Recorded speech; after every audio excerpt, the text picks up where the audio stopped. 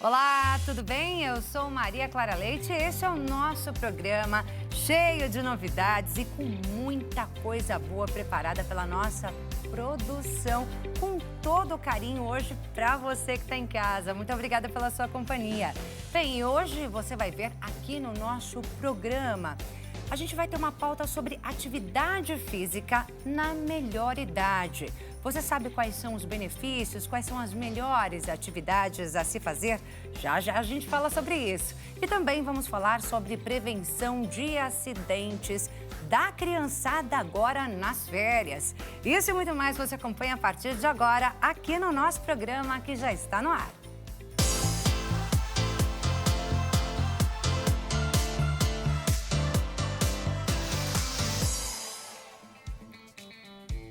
Seja muito bem-vindo aqui ao nosso programa, uma ótima tarde para você. Participe com a gente, você já viu aí os assuntos que serão abordados hoje. Então, se você tiver alguma dúvida, alguma pergunta a fazer aqui aos nossos entrevistados, mande a sua mensagem aqui no nosso WhatsApp DDD 11, número 3337-5886. Também siga a HIT TV e o nosso programa nas redes sociais. E acesse o site hittv.com.br. Tem tudo sobre o nosso programa lá também. E hoje a gente vai começar falando sobre prevenção de acidentes nas férias. A gente tem uma convidada aqui no estúdio, é a enfermeira pediátrica Juliana Muniz. Eu já vou te cumprimentar, seja muito bem-vinda. Muito obrigada, Clara. Boa tarde. Juliana, obrigada, viu, por você ter vindo aqui. Nós é que agradecemos, porque eu tenho certeza que você tem muita informação de qualidade, muito importante, principalmente agora nas férias, né? A gente está aí nas férias de julho, mês de julho começou, portanto, a gente precisa tratar desse assunto, é óbvio que não só para agora, mas para todo o ano, né? As crianças acabam se metendo aí em perigos, né? E nas férias o bicho pega, não é? A gente tem um vídeo até que virou um meme aí na internet. A gente vai rodar esse vídeo, eu quero ver quem é que se identifica. Pode rodar.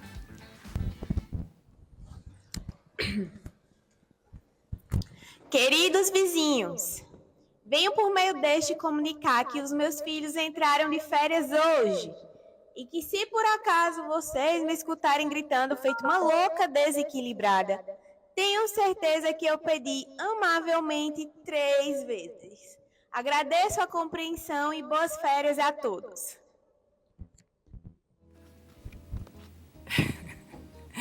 Eu achei o máximo esse vídeo. Eu gostei demais e eu me identifico, viu, gente? Eu tenho só um menininho, mas ele vale por 3. A gente tem também aqui numa chamada de vídeo uma mãe que tem 2 filhos. Vou falar com ela agora e já vou chamar, é a Raquel, que é de Curitiba, Paraná. Oi, Raquel, tudo bem? Oi, tudo bem? Boa tarde. Boa tarde para você. Se identificou com o vídeo? Muito. Eu me identifico demais, viu? Você tem 2 filhos, né? O Vinícius, de 16, e o Benjamin, de 5 anos. Benjamin, de 5 anos. Vinícius, de 16, deu trabalho? Não. Um amorzinho. Não passou muito perrengue com ele em casa, não? Não, com o Vinícius não. Época de férias, ficava quietinho. Quietinho. Um amorzinho. É. Agora fala pra gente sobre Benjamin, de 5 anos. Você pensou, não, eu já sou uma mãe experiente, imagina, eu já tenho um lá de 16 anos, esse daqui vai ser fácil de lidar. Conta pra gente como é que tem sido. Benjamin vale por 3. Ele é muito ativo, ele é muito ativo. E como eu trabalho em casa, eu preciso ficar conciliando, dar atenção pra ele e trabalhar pra não acontecer nenhum perrengue. Você já teve alguma experiência, assim, de que ele, de repente, assim, se enfiou numa situação ali muito perigosa? O Benjamin, todo dia ele bate em alguma coisa e ele se machuca. Eita. Às vezes sozinho. A semana passada eu tive que correr pro UPA com ele, porque sozinho ele virou o braço e machucou o braço. Aí lá vai a mãe, né? Levar pro médico, fazer raio-x pra ver se tá tudo certo. Graças a Deus não quebrou, tava tudo certo, mas foi sozinho, assim, brincando no chão. Então, o tempo todo tem que estar de olho nele. Senão ele vai mexer em alguma coisa e vai acabar se machucando. Eu sei como é. Minha mãe fala sempre, tem que colocar 500 olhos em cima da criança. O meu é assim também, viu? O meu tem 7 e eu vou te falar, tem que ter 500 olhos em cima dele 24 horas por dia. Na verdade, não 24 horas, que quando tá dormindo é uma bênção, né? Quando tá dormindo é uma bênção. Minha avó dizia, parece um anjo, só quando dorme. Que quando tá acordado, tem que estar ali o tempo todo atenta, né? E como é que você tá fazendo nessas férias, menina? Porque você disse aí, artesã, trabalha em casa, né? Precisa fazer suas atividades, não tem como ficar o tempo todo olhando a criança que está em casa nesse período de férias escolares. Como é que você está fazendo? Como é que fica seu trabalho e os cuidados com a criança? Aí a gente usa e abusa da criatividade, né? Graças a Deus eu tenho muita criatividade, então eu fico inventando coisas o dia inteiro para ele. Porque ele fica entediado muito rápido. Então, ao mesmo tempo que ele tá aqui do meu ladinho, brincando, desenhando, ele já sai correndo, pega a bola e vai chutar a bola. Ou então vai pro quarto e começa a pular em cima da cama.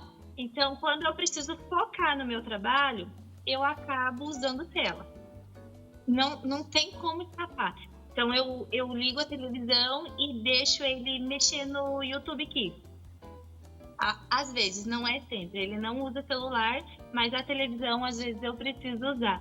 Então, quando eu não preciso ficar muito focada, eu trago ele para perto de mim, coloco ele para desenhar. Quando ele fica entediado, eu mudo para pecinha, dou um livrinho, dou um joguinho. A gente vai trocando a atividade o tempo todo para ele não ficar entediado e não der nenhum problema, né? Tem que ter pelo menos umas 5 atividades por hora. Isso. E olhe lá, né? E de tarde a gente põe pra dormir um soninho também, né? Porque ainda tira essa soneca da tarde? Tira. Ai, que Mas bom, pra né? ele parar, eu preciso ir e deitar com ele. Se eu fizer ele ficar parado 5 minutos, ele dorme. É isso aí. Agora eu vou te fazer uma pergunta. A gente tem aqui nos nossos estúdios, né, a enfermeira Patrícia, que está aqui com a gente hoje. E ela vai falar sobre prevenção de acidentes dentro de casa, fora de casa, né, com a criançada nesse período das férias. Você conhece aí todos esses pontos, essas questões de prevenção, de segurança, sabe como, por exemplo, salvar uma criança ali no momento que ela está engasgando, né, por exemplo. Tudo isso a enfermeira vai ensinar pra gente aqui. Eu conheço algumas coisas porque eu fiz um treinamentozinho quando eu trabalhava como professora. Antes de trabalhar como artesã, eu era pedagoga em uma escola, então a gente fazia esse tipo de treinamento todo ano, né? Mas quando a gente é mãe é totalmente diferente, porque quando é o nosso filho, o desespero entra em ação. Quando era o aluno, era mais fácil lidar sem a emoção junto, né? Mas quando é o filho, meu Deus. Na hora ali a gente esquece tudo, né? Esquece tudo. É difícil. Exatamente. Tem muita coisa que eu não sei, viu? Mas hoje a gente vai aprender. Eu errei aqui o nome da enfermeira Juliana Muniz. É o nome da enfermeira. Desculpa, Juliana. Tantos nomes na nossa cabeça, mas a gente vai falar aqui com a Juliana. Eu te convido a continuar acompanhando aqui o nosso programa, porque a gente tem muito a aprender aqui. Eu te agradeço imensamente pela sua participação aqui no nosso programa. É bacana a gente ter relatos, né, da vida, né, das pessoas. O que está acontecendo aí nessas férias de julho? Tenho certeza que muita gente se identifica. Eu também me identifico com você, né, e também com aquele vídeo que a gente acabou de assistir. Prazer te conhecer, Raquel. Prazer, imagina. E boa sorte nessas férias, que Deus te abençoe. Obrigada. Beijo, beijo, até a próxima. Tchau. Agora a gente segue aqui com a Juliana Muniz, enfermeira, que vai falar aqui pra gente. Então, Juliana, é muito comum, né? Eu acho que aquele vídeo que a gente acabou de acompanhar e também tudo isso que a Raquel acabou de contar pra gente, é realmente o que a maioria dos pais enfrentam, né? Nesse período de férias. Não só os pais, mas os avós também que ficam com as crianças ou qualquer outro responsável que esteja ali com as crianças nesse período de férias, né? O que você tem a dizer, assim, como um primeiro aviso, assim, né? O que a gente tem que se atentar mais agora? A criança saiu de férias, o que a gente tem que fazer? Então, boa tarde a todos. Então, assim, é um desafio muito grande mesmo para nós pais. Eu tenho uma menina de quase 9 anos e um de 7. Sei também como que é essa correria da gente conciliar as diversas funções que a gente tem. Mas os acidentes domésticos, eles chamam muito a atenção, porque eles acontecem, em média, 200 mil casos por ano. E eles são... frequentemente ocorrem em casa, onde tem um aumento de 25% nesse período que a gente está de férias. Então, nos meses de julho, dezembro, janeiro e um pouquinho de fevereiro, enquanto as crianças estão em casa, segundo a Sociedade Brasileira de Pediatria, então tem um aumento de 25%. Mas a gente tem que entender o seguinte: por conta das férias, as crianças ficam mais em casa. Por isso, esse aumento. Quando as crianças começam a frequentar a escola novamente, esses acidentes mudam, então, de endereço. Então, eles vão acontecer nas escolas, nas creches, espaços de brincar. Então, é muito legal ter ouvido a Raquel falar que ela tinha um treinamento todo ano, porque tem uma lei federal que obriga as escolas, os espaços de brincar, em fazer treinamentos de primeiros socorros. Não para a gente colocar assim um terror e todo mundo ficar assim assustado e com medo, mas simplesmente para preparar, para se prevenir. E o que a gente tem que fazer em casa? As crianças vão entrar em férias ou já entraram em férias. A gente tem que preparar os espaços. Então, cada cômodo, ele tem um risco. Então, o que a gente faz? A gente tem que ter esse olhar crítico. Então, conversas como essa que a gente está tendo, onde a gente troca informação, é muito importante, porque daí a gente vai falar, nossa, não tinha pensado nisso. Então, a gente trocando informação, preparando esses ambientes, esses cômodos e supervisionando a criança, aí a gente consegue, então, diminuir esses índices. Tem diferenças de idade para idade? Tem diferenças. Tem um acidente que acontece em todas as faixas de idade, que é a queda. É uma das principais causas de hospitalização e também de complicações mais sérias. E a queda acontece desde bebê até adolescência, mas vai mudando de acordo com a idade. Por exemplo, um bebê, ele cai porque a gente coloca ele numa altura. Por quê? A gente vai trocar o bebê, a gente coloca o bebê em cima de uma superfície mais alta, que é para a gente colocar, obviamente, porque a gente precisa ter uma ergonomia, né, uma postura mais adequada para a gente também não se lesionar. Mas qual é a dica nesse ponto? Eu levo tudo que eu vou usar. Eu deixo todo o material ali na minha mão, muito próximo. E a cada troca, eu reponho esses materiais. E antes que é para não se virar, né? Que é para não se virar. De estar trocando a criança e aí, de repente, tá aqui, ó, só uma viradinha, é 1 segundo para acontecer o acidente, né? Porque a criança, mas ele ainda não tá rolando. Mas o bebê, ele não nos avisa, né?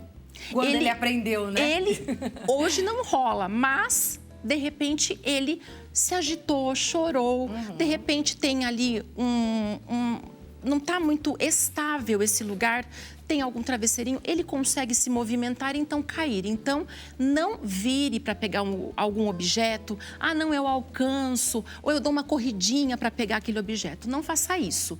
E outra dica também que acontece muito, e eu falo nos treinamentos, é na questão de você andar com o bebê, conforto com o bebê, e você vai apoiar sempre numa superfície mais alta para ficar no seu campo de visão.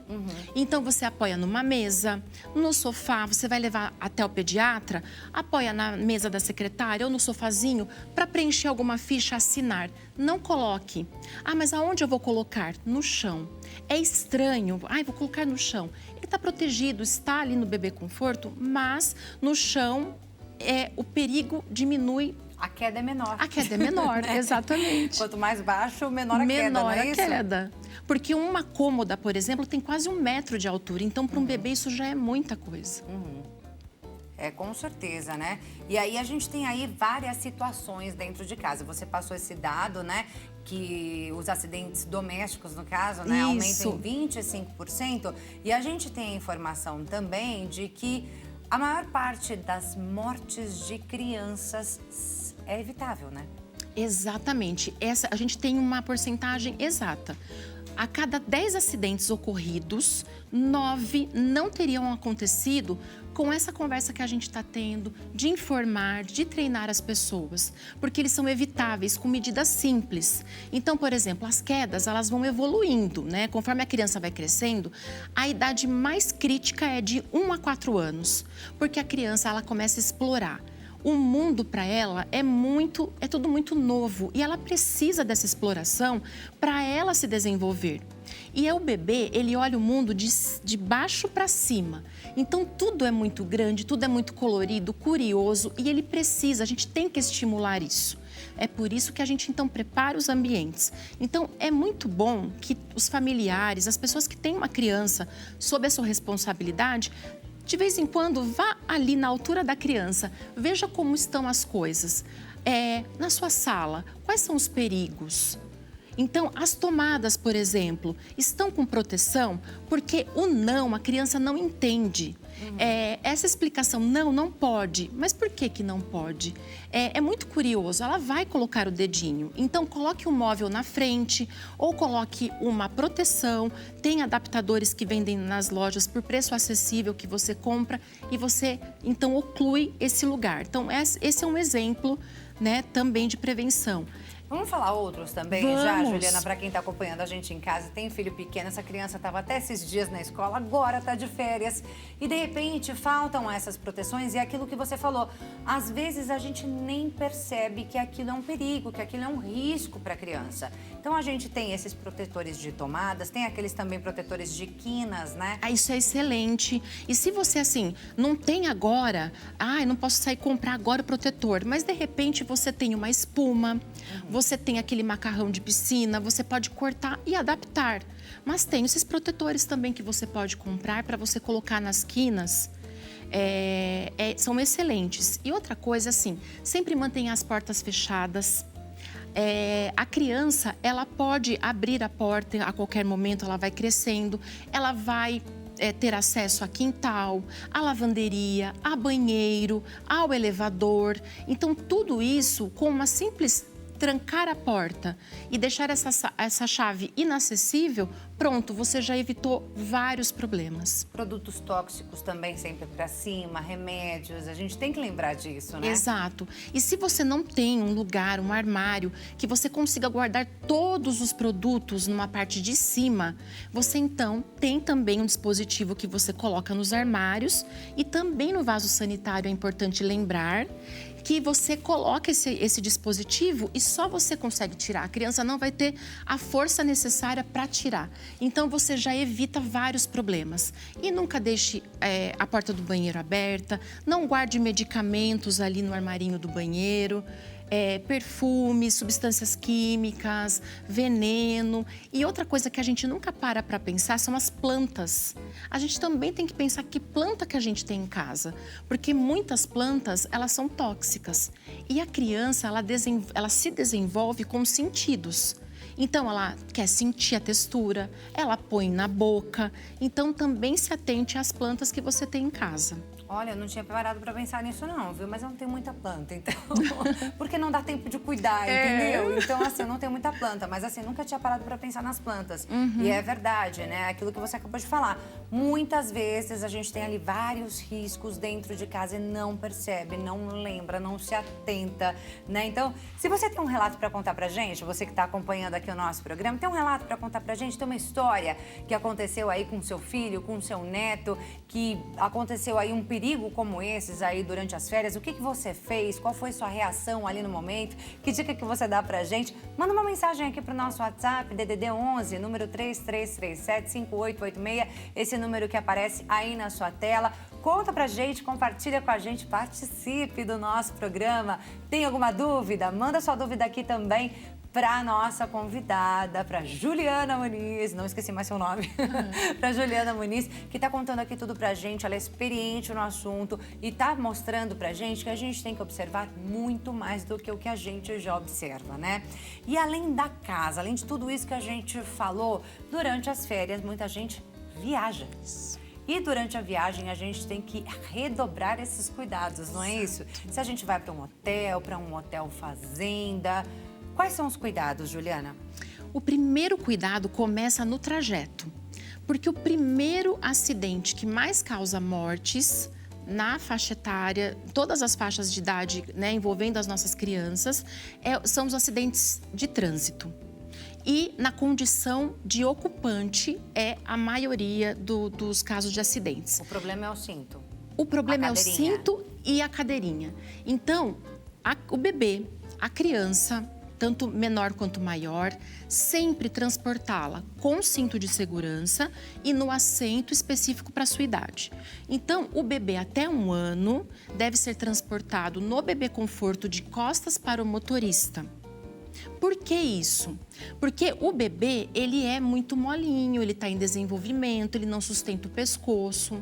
Então, numa frenagem brusca, por exemplo, ele, ao invés de ir para frente, como a gente iria numa frenagem, a gente vai para frente e depois a gente vai para trás, esse bebê está protegido pelo bebê conforto, que ele é mais uma conchinha, e ele vai na frenagem para trás. Então, isso protege ele. Então, até 1 ano, ele deve ficar aí, ou mais ou menos 13 quilos. Depois, você migra para a cadeirinha virada para frente. Aí, ele fica até 4 anos, para depois ir para o assento de elevação. Ah, mas meu filho chora, ele não quer ficar. Isso é uma coisa que a gente tem que impor e não tem como a gente conversar sobre isso. Tem que ficar. Assento de elevação até que idade?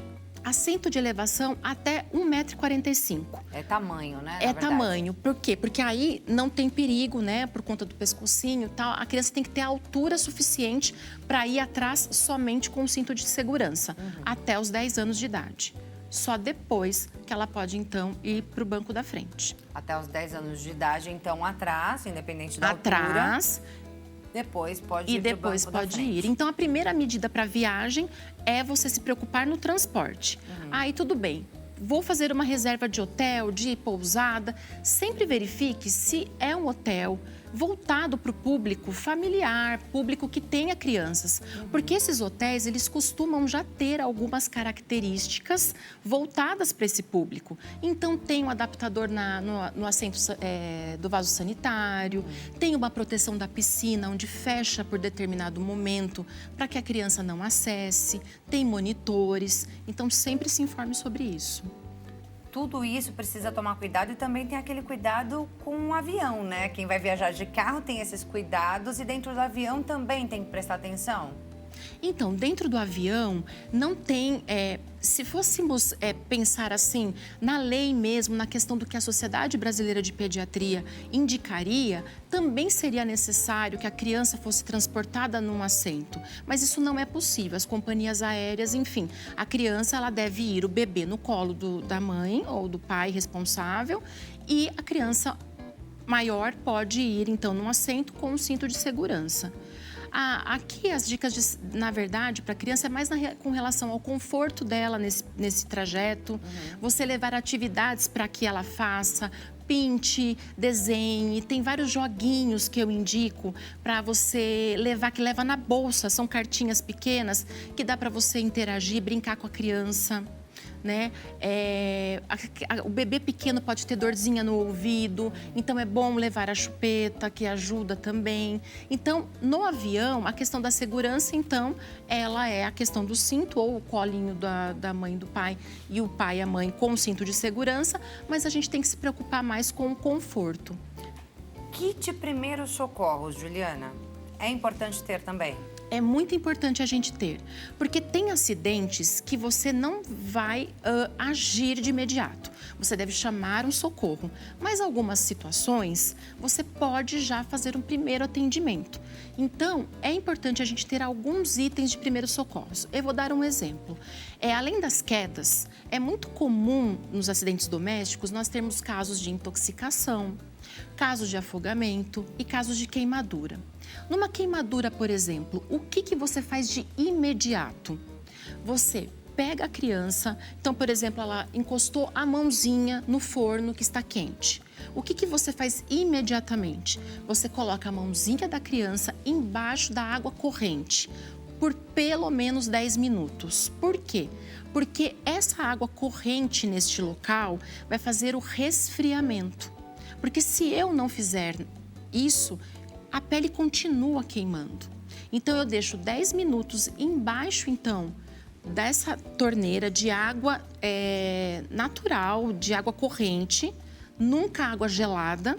E aí você faz, então, esse resfriamento. Depois que você fez isso, você vai proteger esse local ou com gaze. Então, um dos itens que a gente pode ter aí na maleta de primeiros socorros, gaze. Você pode também colocar aquele filme plástico que a gente tem, que a gente usa muito na cozinha, para cobrir os alimentos. Você cobre com esse filme plástico e leva para avaliação no pronto atendimento. O médico pediatra vai avaliar a criança. Não é para colocar só o filme, porque senão gruda ali, não gruda? O filme não gruda. Não gruda? Por isso que ele é indicado. Entendi. E uma gaze, por exemplo, sempre com soro fisiológico, bem úmido. Ou um paninho limpo que você tem em casa, úmido, para não grudar. Mas o filme plástico, ele tem exatamente esse cuidado. Ele não gruda. Essa função. É muito importante a gente ter essas informações, né? Ouvir de você aqui agora e guardar mesmo essas informações, anotar, deixar ali em alguma parte ali no celular, por exemplo, né? No bloco de notas. Eu anoto muita coisa no bloco de notas do celular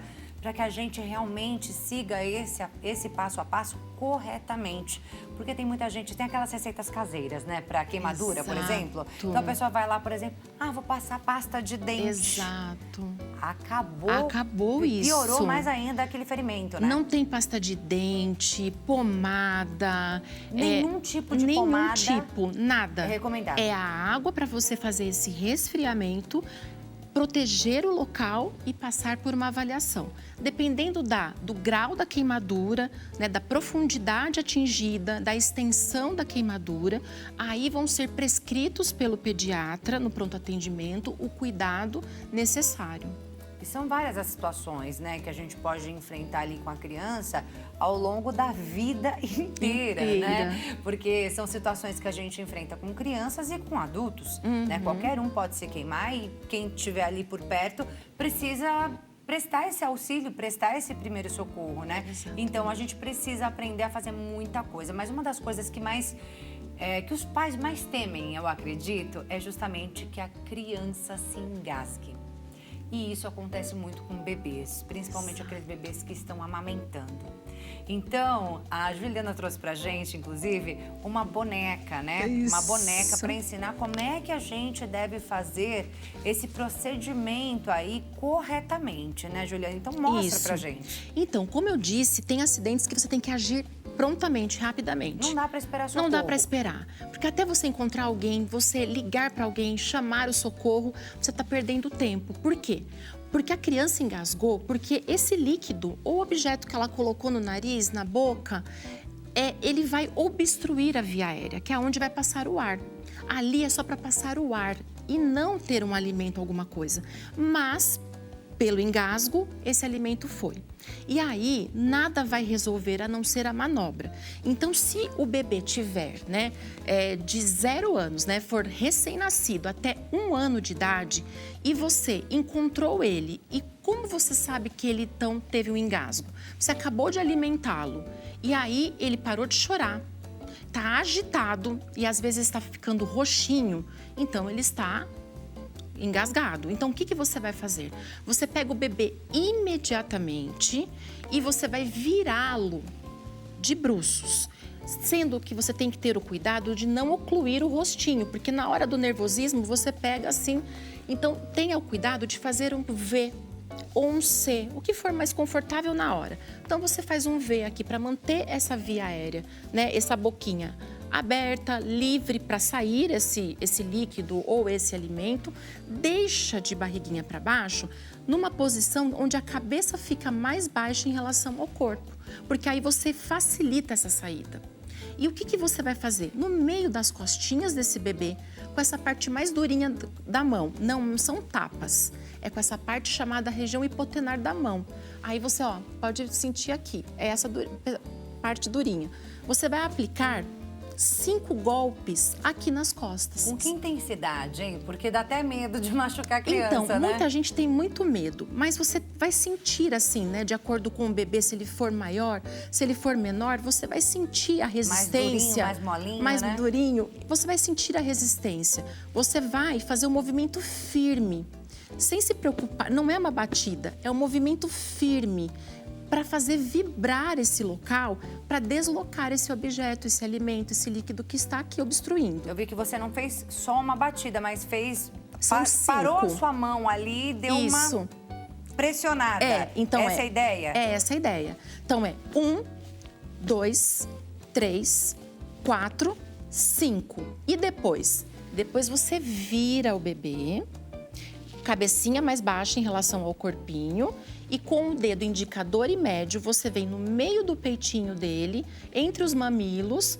e você vai aplicar 5 compressões torácicas. Posso pedir para você virar a boneca assim de lado? Assim é mais pra ficar fácil? mais fácil de visualizar isso, por favor. Então, cabecinha mais baixa, dedo indicador e médio, venho no meio aqui do peito, entre os mamilos, e aplico 5 compressões torácicas. Então, você alternando essas 2 técnicas, você vai conseguir salvar a vida do bebê. Em quanto tempo, normalmente? Ou Normalmente varia? funciona já na primeira sequência que você faz. E você deve repetir até que o bebê volte a chorar, ou você vê que a saliva está saindo, você vê, de repente, que ele expeliu aquele objeto, aquele alimento. E geralmente, na primeira sequência, você já consegue esse sucesso. O que eu vou te perguntar agora é justamente sobre esse nervosismo, né? A gente falou com a Raquel lá em Curitiba, né? E ela falou que trabalhava, né, em escola, então ela tinha todo esse treinamento de primeiros socorros nessas situações aí, né, de emergência com crianças, mas na hora do nervosismo, então ela aprendia na escola, ela aplicava legal essas técnicas, mas em casa, na hora do nervosismo, é muito diferente. Você tem alguma sugestão para essa situação, né? Os pais estão ali naquela situação, ou os responsáveis da criança estão ali num momento de muito nervosismo. Naquela hora de emergência, é bom parar, respirar, contar até 10, sei lá, né? Para realmente voltar essa paz e falar assim, não, calma, eu sei o que fazer, né? A pessoa ela tem que se centrar. Exatamente. Então, assim, eu tenho um bebê em casa. O que eu sei? Então, buscar a informação. O que eu sei que pode acontecer com esse bebê? Ele pode ter um engasgo, ele pode ter uma queda, ele pode ter uma queimadura. Um bebê, como? A queda, nós falamos da altura, o engasgo na questão da amamentação, assim que ele acaba de tomar o leitinho, você, claro, coloca ele, né, sempre mais sentadinho, espera arrotar. Muitas vezes o bebê não vai arrotar, mas você espera uns minutos, uns 15 minutos, fica assim com ele, mas você tomou todos esses cuidados e ele engasgou. E queimadura, como que pode acontecer? Na hora do banho. Você tem que checar aqui com a sua região, aqui do cotovelo, que é uma região que a gente não expõe muito ao sol. Então, a gente coloca o braço ou usa o termômetro e a temperatura tem que estar 36,5, 37 graus para você dar um banhinho no bebê. Então, tendo esses cuidados, sabendo que isso pode acontecer, você já fala, bom, tem um bebê, pode acontecer essas 3 coisas. Se acontecer, o que eu faço? Então, queda, você não vai deixar acontecer, que é 90% aí de prevenção, você não vai deixar acontecer. Queimadura também não. E o engasgo, que está longe, né, de você controlar, você faz toda a sua parte, mas de repente acontece, você pode já memorizar, colocar no bloco de notas, como você falou, do celular, assistir algum vídeo, fazer um treinamento para você já saber como agir e também orientar os familiares. Se preparar mesmo, Se preparar, né? De tempos mesmo. em tempos, refazer Relembrar ali... o que tem que fazer. Exatamente. Existem cursos para isso? Existem, né? existem. Eu mesmo tenho disponível, tanto gratuitamente no Instagram, como também tenho cursos para famílias e também para escolas, mas você encontra também diversos lugares que fazem essas orientações e também esses treinamentos para as famílias. É importante baixar e salvar todos os vídeos muito de Juliana. importante. No final a gente vai passar aqui o Instagram dela para que você possa acompanhar também, né? Você disse, né? Queda a gente não vai deixar acontecer. Não. Eu deixei. Às vezes Confessei. escapa. Meu menino tinha uns 8 meses, mais ou menos, não, uns 6 meses. Não virava, mas não se deslocava. Eu deixei ele num sofá aberto, assim, né? E fui até ali, voltei. Só que quando eu estava voltando, essa criança já estava caindo, de cabeça no chão. Levei correndo para o hospital. Fiz correto ou devia ter feito algum procedimento ali em casa mesmo? Não aconteceu nada, graças a Deus, tá, gente? Deu tudo certo no final. Deus protegeu. O pessoal costuma dizer, né, que Deus protege as crianças, porque às vezes eles se enfiam em cada risco, né? Nesse caso, a culpa foi minha, obviamente, era um bebê. Mas, assim, as crianças se metem ali em várias situações, assim, de risco e Deus protege. O pessoal fala isso, né? Graças a Deus não aconteceu nada com a criança. Mas, assim, eu acho também que a gente não pode carregar uma culpa. Porque por mais que a gente faça as coisas, às vezes escapa do nosso... A gente não consegue estar com a atenção na criança 100% do tempo. Isso é impossível. Por isso que, quando possível, sempre que você vai se ausentar do ambiente, peça para um ou outro adulto ficar de olho. Mas você, mãe, está sozinha em casa com a criança, você cerca, você deixa ele num lugar que você considera que ele está seguro, mas às vezes escapa. Então aí aconteceu, não por se exemplo, culpe, né? Primeiro bateu lugar, a cabeça. Bateu a cabeça. Dizem que quando bate a cabeça, a gente tem que ficar muito atento se os olhos da criança mexem ou se a criança vomita. Tem essas coisas, né? A queda, geralmente, ela não causa complicações sérias. Mas a gente tem que, primeira coisa, a criança vai chorar muito, claro, porque ela se assustou. Ela foi pega de surpresa e doeu. Então, a primeira medida que eu oriento é que você acalme a criança. E no que você está acalmando a criança, você já está procurando se existe algum abaulamento, se existe algum inchaço, o galo, O famoso galo. se já tem um hematoma, se tem alguma lesão, uma ferida, se está tendo sangramento, você já vai procurando por algo, você já vai olhando a sua criança e acalmando. Aí você vai pegar, que é um item que você tem que ter em casa, nas escolas, em todos os lugares, que é uma bolsinha de gelo ou mesmo gelinho, colocar no saquinho, proteger com um paninho e colocar no local, que vai diminuir esse inchaço e também melhorar a dor. Agora, quando que a queda, ela é um alerta? Se a criança está com um choro persistente, ela não para de chorar, ela não se acalma, ela está irritada, ela está diferente, o comportamento está diferente. E se ela vomitou ou se ela tem um sangramento nasal, então essas são condições de alerta, onde você vai pegar a criança e vai levar a um pronto atendimento. E lá você vai informar para o médico como essa criança caiu, onde ela estava, o que você observou, tem alguma lesão? E qual é o comportamento, o sintoma que fez você, mamãe, levar a criança, então, para ser avaliada? Ah, minha filha, eu levei correndo, porque eu já fiquei ali Mas é bom morrendo de pecar medo. por excesso. Como era muito pitico, né? Tinha ali 6, 7 meses, mais ou menos. Eu falei, meu Deus do céu, essa criança tem a cabeça toda molinha e bateu a cabeça no chão, e agora? Morri de medo, mas tudo bem, deu tudo certo, graças a Deus. Deus protegeu e a criança ficou bem. Uma última informação que eu vou pedir para você, a gente tinha muito mais assunto para conversar aqui, muito mais dicas para trazer aqui pela Juliana, mas infelizmente nosso tempo já está acabando aqui desse bloco. Juliana, a última coisa que eu quero que você fale, como a gente está em período de férias, eu acho que é muito importante a gente falar de prevenção de afogamento, né? Porque aqui, né, na região sudeste, a gente está ainda enfrentando temperaturas mais baixas, né? Tá mais frio, mas muita gente vai viajar para outros lugares onde tá mais calor. O que os pais devem ter como atenção principal nesses lugares onde tem piscina, mar, lagos, enfim? O afogamento é um tipo de acidente onde a primeira medida e única medida, deveria ser a única medida, é a prevenção. Porque ele é muito rápido, silencioso. Uma pessoa que está se afogando, ela não vai gritar, o que ela vai fazer é ficar agitada e tentar ficar submersa e colocar as mãos para cima, para que ela seja salva. E muitas vezes isso é confundido com uma brincadeira. E uma criança, por exemplo, ela aguenta até 20 a 30 segundos nessa questão de lutar ali para continuar a ficar ali submersa. Então, a prevenção, ela é a primeira coisa que você deve fazer. Então, o afogamento, infelizmente, ele não acontece só em praias, piscinas, espelhos d'água que tem nos prédios, né, condomínios, ou mesmo num clube, num hotel. gel. O afogamento, ele acontece aonde tiver água. Pode ser num balde, né? Num balde. Por que a criança cai num balde? Porque, dependendo da idade, a cabecinha dela é mais pesada em relação ao corpo e ela, nessa curiosidade, ela vai ver o que tem dentro e numa dessas ela pode cair. Então, a dica é a seguinte: baldes, bacias em casa, mantenha todos vazios, de cabeça para baixo. Piscininha, se você, agora a gente está no inverno, mas no verão, você encheu a piscininha, não está usando, esvazie.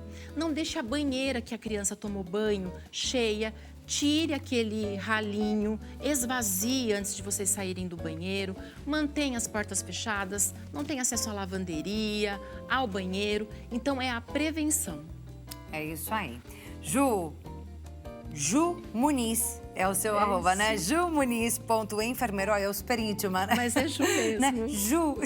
Jumuniz.enfermeira é o arroba da Juliana no Instagram. Você tá vendo aí na tela, jumuniz.enfermeira. Fique em dúvida, é Muniz com S ou com Z? Com Z. Com Z mesmo, né? Então tá certinho. Arroba jumuniz.enfermeira.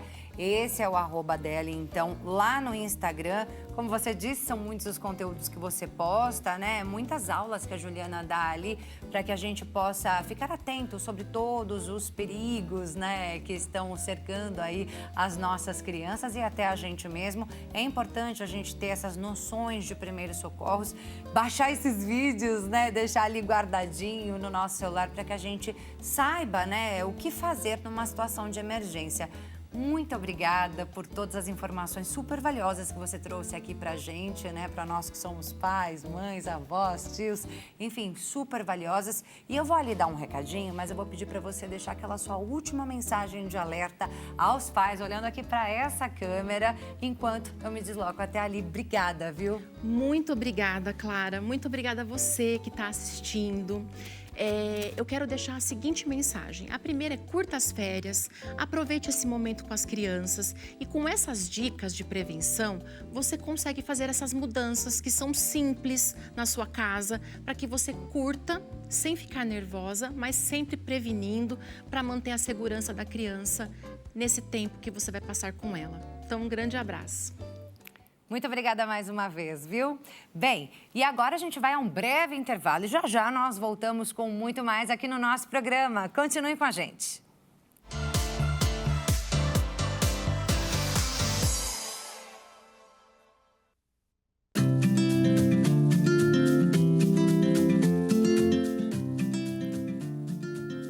Já estamos de volta com o nosso programa. Você que está chegando agora, seja muito bem-vindo. Muito obrigada pela sua companhia.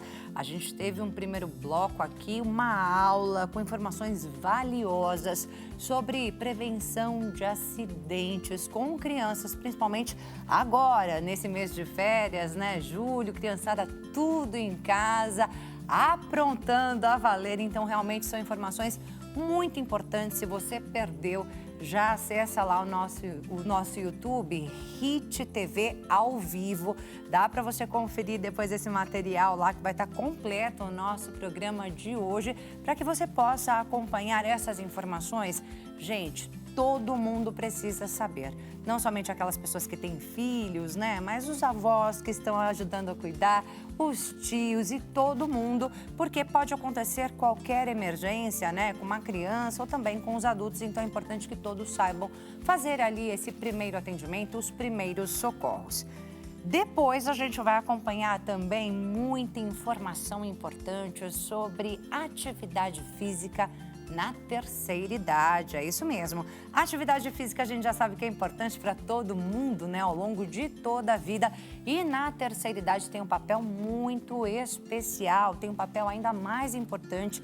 Vamos saber os detalhes, o que é indicado para a terceira idade, o que não é. A gente tem aqui em nossos estúdios pessoas muito importantes que vão falar sobre isso, são especialistas no assunto, viu? Já você acompanha com a gente. Se você tiver alguma dúvida sobre esse assunto, atividade física na terceira idade, já manda a sua pergunta para a gente. Manda lá no WhatsApp, DDD 11, número 3337-5886. Mas agora é hora do quadro Prestação de Serviços aqui no nosso programa. Pode rodar a vinheta.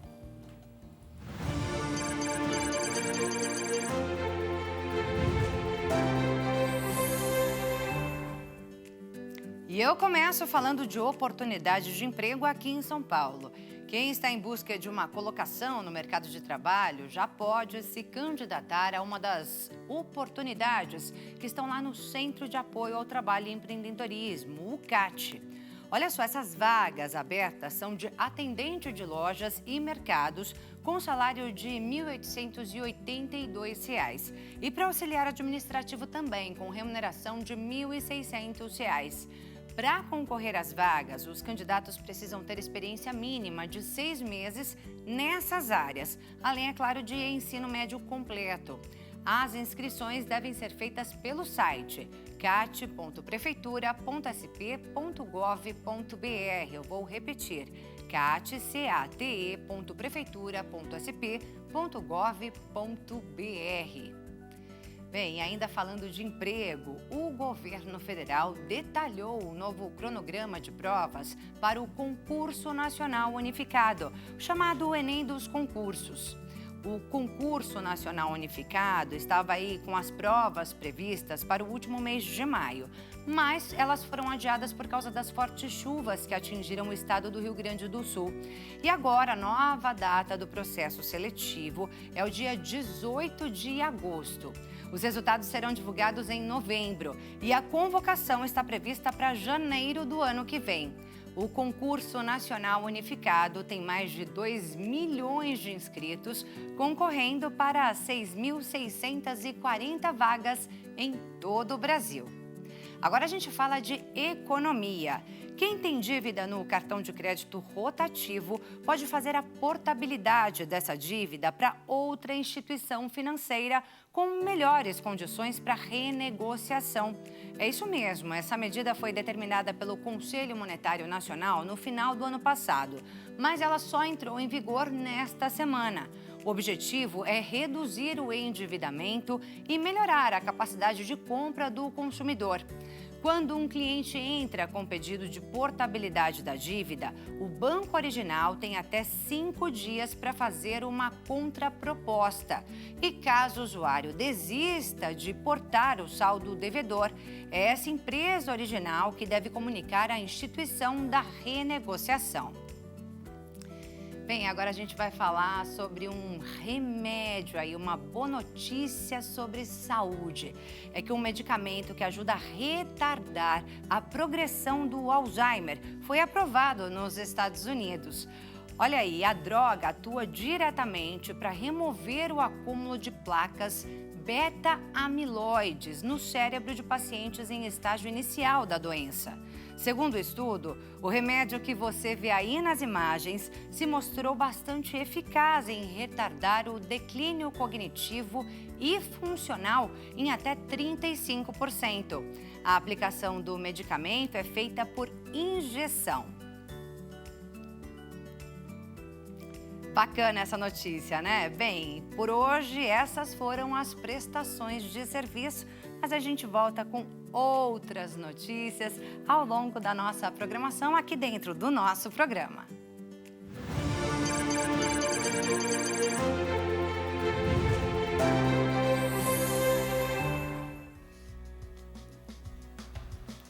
E lembrando então, né, daqui a pouco a gente vai receber aqui os nossos estúdios, eles já estão aqui.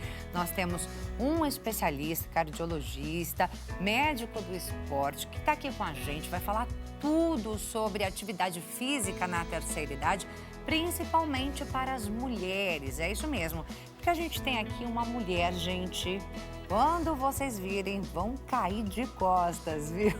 Eu mesma estou impressionada com a idade dessa mulher e com o corpo que ela tem. Maravilhosa, a gente tem ela aqui no estúdio, já a gente vai conversar sobre esse assunto. Então, mais uma vez, eu reforço, tem alguma dúvida sobre os esportes, né, as atividades físicas na terceira idade? Manda sua mensagem no nosso WhatsApp, DDD 11, número 33375886. Agora a gente vai para mais um breve intervalo, mas já voltamos. Continue com a gente.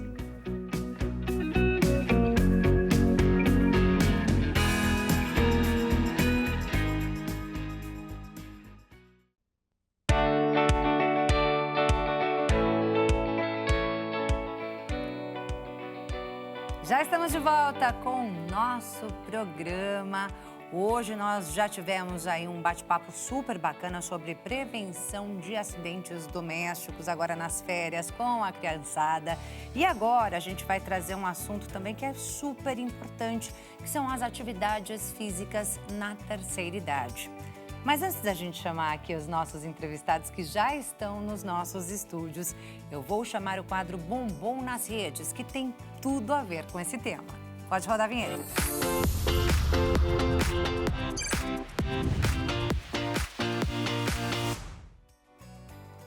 A gente tem aí como primeiro vídeo do quadro Bumbum nas Redes, um vídeo de musculação para idosos. E aí no título a gente tem a frase, não seria esse o vídeo, mas tudo bem, a gente tem aí o vídeo, esse vídeo aí é da Dona Zefa.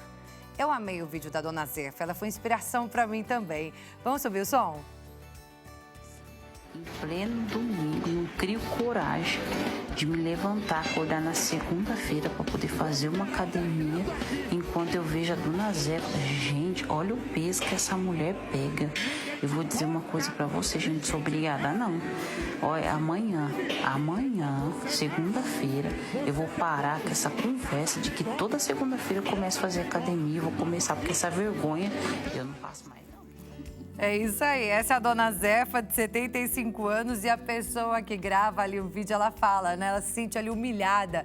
Como assim, Dona Zefa carrega esse peso todo e eu não? É assim que eu me sinto muitas vezes também, viu? Principalmente agora que eu tenho aqui do meu lado esta mulher toda musculosa, de 79 anos. Silvia Matsumoto é o nome dela, maravilhosa. Silvia, bem-vinda ao nosso programa. Obrigada pelo convite. Microfone, por favor, Silvia. Obrigada pelo convite. É um prazer enorme estar aqui. Olha, gente, Silvia é maravilhosa. Aos 79 anos, e eu tô assim, igual a pessoa que gravou o vídeo ali da Dona Zefa, né? Porque eu tô exatamente assim, meu Deus, como assim, Dona Zefa puxa todo esse peso e eu não? E eu falo a mesma coisa pra você, viu, Silvia? Como Silvia tem esse corpo aí todo duro e eu não, socorro! Tem que malhar. É isso aí, mas também tem que ter ali o acompanhamento de um médico do esporte. E é por isso que a gente tem aqui hoje o doutor Bruno Stefan, ele que é cardiologista e médico do esporte. Veio ensinar pra gente tudo que é preciso ser feito aí a partir dos 40 anos de idade. Já estou nessa faixa etária, doutor, bem-vindo. Muito obrigado pela oportunidade. Estou muito feliz por trazer essa temática, que é muito importante. Existe muita dúvida sobre o envelhecimento masculino e feminino. É isso. Eu queria até já começar falando, doutor, sobre isso, né? Qual que é a diferença entre homens e mulheres? A gente vê que os homens conseguem ficar mais conservados ali por mais tempo. A mulherada, a gravidade não é legal com a gente. Vai caindo tudo mais rápido, eu acho, não é? A principal diferença está no ritmo de decaimento hormonal, que na mulher acaba sendo mais precoce. Então, a gente tem uma diferença de mais ou menos 10 anos em relação ao decaimento hormonal do sexo masculino para o sexo feminino. A mulher, aos 35 anos, ela já começa a ter uma repercussão inicial desse decaimento. E a cada ano, esse decaimento vai aumentando de 2,5% para 5%, para 10%. E aos 55 anos, em média, a mulher zera a sua produção hormonal e ela vê-se sem essas ferramentas importantes que são a testosterona, o estradiol e a progesterona. Diversas funções estão atreladas a esses hormônios e acabam impactando diretamente na saúde da mulher. Lembrando que esse processo começa geralmente aos 35 anos, às vezes mais precocemente, às vezes um pouco mais tardiamente. O que vai fazer e determinar a velocidade e o início desse decaimento são questões relacionadas à genética, ao estilo de vida e à própria saúde e doenças relacionadas ao ovário, como síndrome dos ovários policísticos, que acabam deteriorando, degenerando a função hormonal mais precocemente. O homem, por outro lado, ele costuma começar esse decaimento hormonal a partir dos 40, 45 anos e de forma mais lentamente. Então, a mulher, ela tem a menopausa e o homem, de forma didática, ele tem a andropausa. Eu disse de forma didática porque esse termo andropausa é para facilitar o entendimento. Não existe uma cessação real da produção hormonal no homem. Existe uma redução, diferente da mulher, que a mulher ela acaba ficando sem esses hormônios e sofrendo um tsunami na vida dela se ela não estiver preparada, se ela não se preparar e não ter o devido acolhimento nesse momento da vida dela. A reposição hormonal, doutor, ela tem uma idade para começar ou tudo depende das condições de saúde de cada pessoa? A reposição hormonal ela é individualizada, a gente precisa ter ali uma empatia com a individualização, com o ritmo de vida, com a performance em todas as áreas da vida que a mulher apresenta e dos níveis hormonais. Então, a gente tem que avaliar o estilo de vida e os níveis hormonais. Se você tem uma mulher, por exemplo, que é uma mulher superativa, trabalha, namora, treina, tem uma atitude de liderança, essa mulher ela precisa estar otimizada do ponto de vista hormonal. Então, para esta mulher, talvez uma reposição um pouco mais precoce seja interessante para ela se manter com uma boa performance nas demais áreas da vida, senão ela pode sentir esse decaimento. Se você tem uma mulher, por outro lado, mais pacata, que não tem esse perfil, talvez ela consiga aguardar mais para fazer essa reposição. Então, a gente faz uma junção do estilo de vida, da performance e dos níveis hormonais desses 3 hormônios, testosterona, estradiol e progesterona, que são fundamentais o equilíbrio entre eles. É isso aí. Mas a gente veio falar aqui hoje, né, doutor, sobre atividade física na terceira idade. E o doutor trouxe aqui a Silvia para acompanhá-lo nessa entrevista, porque é óbvio, né, que a Silvia treina a valer. Eu falei para ela, você treina o dia inteiro, né, não come nada. Não é bem assim, é que ela é acompanhada também pelo doutor, né, doutor Bruno. Ela é acompanhada por você já há 3 anos, né? E aí eu gostaria que vocês comentassem, né, falassem sobre o início das atividades físicas, no caso da Silvia, né, que começaram depois dos seus 40 anos, não é isso? Depois, comecei com 47. Eu era bailarina clássica até então, sempre a mais velha de todas, né? E aí, quando terminou esse ciclo da minha vida, eu falei, o que eu vou fazer? Entrei numa academia e foi aí que começou tudo e me apaixonei pela musculação, que é maravilhoso para mim até hoje, é um prazer imenso estar treinando. E comecei com 47 e estou até hoje sem parar. Aí perguntei, é fisiculturista? Ela falou que não. Não sou. Mas tem corpo de fisiculturista. Já teve convites, mas não sei se é isso que eu quero. Estou bem assim, estou treinando, é uma coisa que eu gosto e quero incentivar as mulheres, né, do nosso Brasil aí, que treinem também, que, sabe, se gostem, que vão treinar, vão para uma academia, vão se gostar, É maravilhoso, é maravilhoso. E tem incentivado muita mulher, não é não, doutor? Sem dúvida nenhuma. Criou-se uma corrente nesse sentido, né, da saúde feminina, de buscar estilo de vida, boa alimentação, exercício físico. Então, hoje as mulheres já estão mais atentas que, para ter uma longevidade com qualidade, a atividade física, tanto de musculação quanto atividade cardio, elas são inegociáveis. Doutor, não é só a longevidade, né? A atividade física, ela vale para todos, ela é importante para todos. Ela ajuda aí na longevidade, na boa saúde, a evitar doenças crônicas. Gostaria que você falasse mais sobre os benefícios da atividade física, principalmente depois aí dos 40, dos 50, na terceira idade. A atividade física ela é um excelente remédio, tanto para prevenção de doenças, como até para tratamento de doenças crônicas. E ela precisa estar nas suas prioridades, porque os benefícios que a atividade física traz, nenhuma medicação pode trazer. Então, a construção de uma composição corporal saudável, com predomínio de músculo, baixo índice de gordura, vai favorecer a tua fisiologia e a tua resposta imunológica para infecções, vai favorecer o cognitivo, o envelhecimento neuronal reduzido, diminuindo assim o índice de Alzheimer, vai favorecer tua fisiologia toda para que você possa manter uma função sexual, o qual também faz parte do bem-estar, mais tempo. Então, a atividade física ela tem inúmeros benefícios e deve ser colocado como uma pauta principal na vida do homem e da mulher. Uma peculiaridade no sexo feminino, que muitas vezes as pessoas pensam que o momento de treinar é na fase adulta,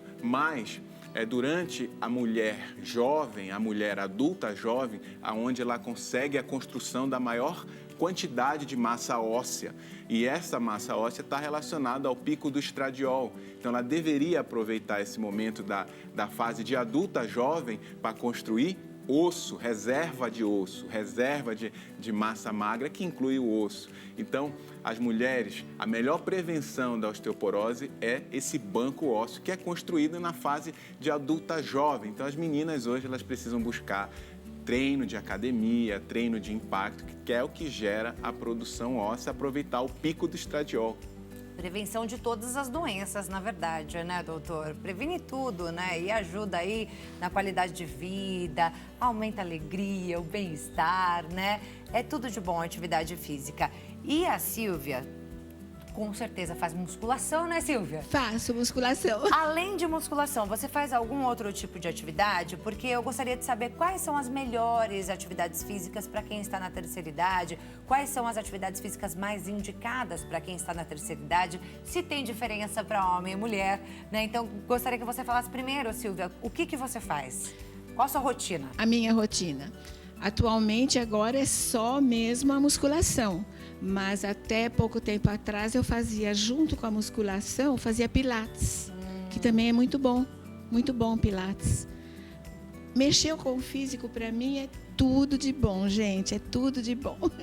A gente vê que, com certeza, o seu físico está maravilhoso. Obrigada. Quando você fala de saúde mesmo, física, é uma pessoa que consegue evitar as doenças? Já consegui tá bem até de agora. saúde? Tô ótima de saúde. Fiz há pouco tempo meus exames, né, doutor? Estão todos ótimos, né? Então, você fazendo uma atividade física, você evita muitas coisas. E a mente? A mente é melhor ainda. Eu acho que o principal é a mente. Sabe quando você está estressada com alguma coisa? Desconta nos ferros da academia. Vai malhar? Vai malhar. Desconta nos ferros. Isso. É muito importante. Eu tô fazendo boxe agora, então eu desconto aonde? No saco de pancada. Exatamente. Não é? Exatamente. É a melhor coisa que tem. Muito bom, né? Tirar aquele estresse, descarregar, levar o nível de adrenalina, endorfinas, dopaminas, neurotransmissores do bem, que trazem grande repercussão positiva para a saúde. Muito bom. Tudo é recomendado para quem está na terceira idade, doutor? Ou tem aí restrições? Importante é se movimentar e fazer uma atividade que traga massa magra, atividade resistida. Então, o melhor é a combinação, tanto de alguma atividade cardio quanto de atividade resistida, que seria a musculação como um exemplo. Cada um tem o seu benefício, eles não trazem benefícios que são separáveis. Então, a gente precisa focar tanto na cardio quanto na parte de hipertrofia, na construção de massa magra. Então, a dificuldade é encontrar qual atividade física que aquela pessoa vai poder depositar e fazer aquilo pro resto da vida, depositar sua energia e querer colocar na sua rotina.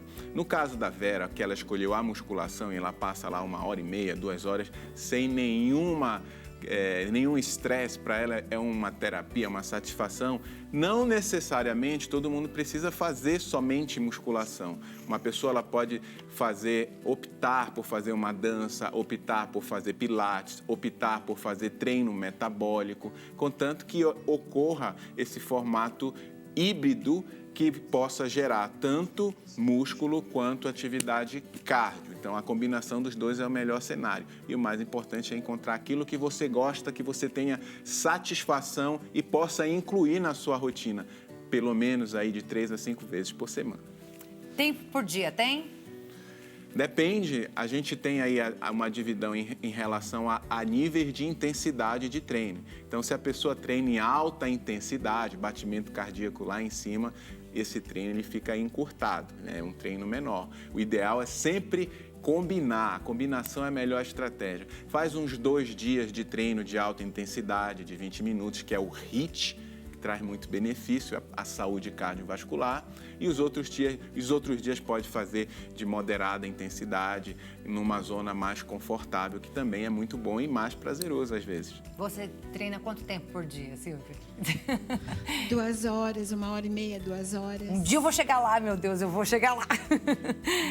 Eu tenho um personal, né? É. Já há 10 anos, vai para 11 anos já. É isso. Né? E aí a gente treina muito e é muito, muito prazeroso. É inspiração, né? É inspiração. Não, você é inspiração pra gente. Você é inspiração. Eu me inspiro. Não é, no doutor? treino. Deixa eu só te fazer uma última pergunta. Nosso tempo já tá chegando no finalzinho. Eu vou te perguntar quais são os cuidados para as pessoas que já têm algum tipo de doença crônica. Todo mundo pode começar, mesmo que seja sedentário, mesmo que tenha uma doença crônica?